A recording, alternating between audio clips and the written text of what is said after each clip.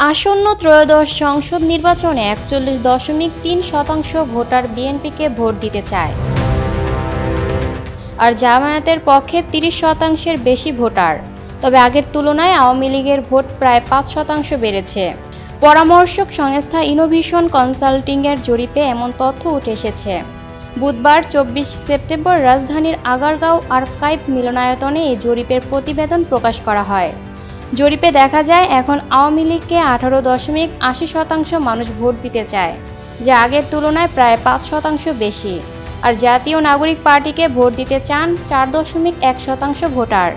জরিপে আরও উঠে আসে ভোটার বিবেচনায় ৬টি বিভাগে বিএনপি এগিয়ে রয়েছে, জামায়াত শুধুমাত্র রংপুর বিভাগে এগিয়ে আছে। এছাড়া বরিশালে এগিয়ে আওয়ামী লীগ। এবারের নির্বাচনে প্রতীক নয়, প্রার্থী বিবেচনায় ভোট দিতে চান ভোটাররা। ভোটে বিএনপি এগিয়ে থাকলেও জামায়াতের স্থানীয় রাজনৈতিক কার্যক্রমে সন্তুষ্ট ভোটাররা। তবে তাদের একটি অংশ কোন দলকে ভোট দেবেন সেই সিদ্ধান্ত এখনও নেননি। সারা দেশের মোট ১০,৪১৩ জনের তথ্যের ভিত্তিতে এই জরিপের ফলাফল নির্ধারিত হয়েছে বলে জানিয়েছে সংস্থাটি। Lucky Akter, People Voice Television, Dhaka.